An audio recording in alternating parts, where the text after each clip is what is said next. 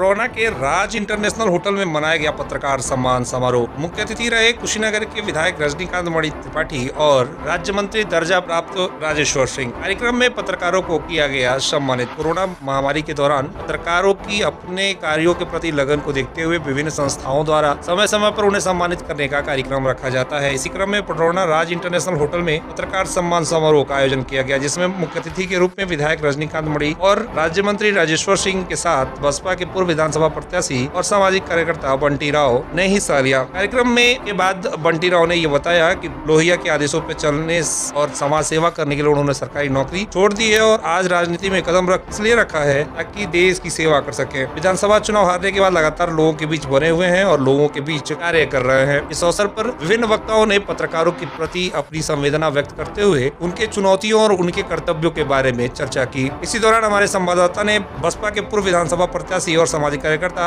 राजेश प्रताप राव उर्फ बंटी भैया से बात की। आइए सुनते हैं।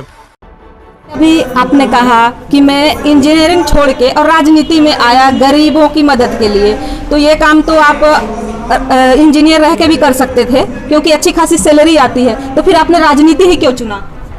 देखिए, मैं इंजीनियर होकर किसी मल्टीनेशनल कंपनी में अगर जॉब करता तो मैं किसी मेट्रोपॉलिटन शहर में होता और एयर कंडीशन बंगलों में सीट और ताप नियंत्रित बंगलों में मैं काम करता तो झोपड़ी तक नहीं पहुंच पाता।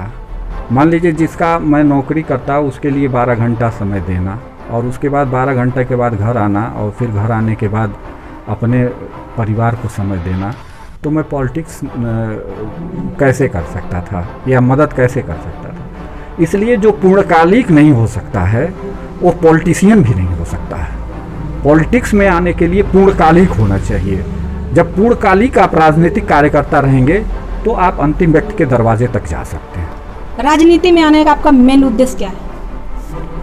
देखिए, राजनीति एक ऐसा प्लेटफॉर्म है जिसके माध्यम से आप देश की सर्वोत्तम सेवा कर सकती हैं और अंतिम व्यक्ति के चेहरे पर मुस्कान लाने के लिए पॉलिटिक्स ही सबसे बेहतर उपाय है, क्योंकि सारी धाराएं वहीं से बह के जाती हैं।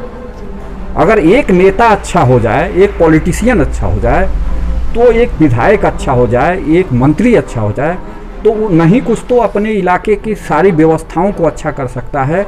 वो अपने इलाके में ईमानदारी से काम करेगा तो उसके नीचे के सारे लोग ईमानदार हो जाएंगे और हर तरह का विकास हो जाएगा। आपको क्या लगता है कि आज के दौर में सब कुछ ईमानदारी से चल रहा है?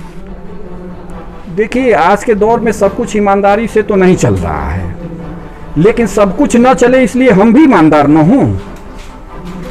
हम उसकी शुरुआत तो कर सकते हैं। या पूरी दुनिया बेईमान है तो क्या हम ईमानदार नहीं रह सकते हैं? हम वह शुरुआत अपने ही तरह से करें। मैं दुनिया की तरफ न देख के अपने तरफ देखूं कि मैं ठीक हूं कि नहीं। मैं अपने को बेहतर बनाने का हमेशा प्रयास करता हूं।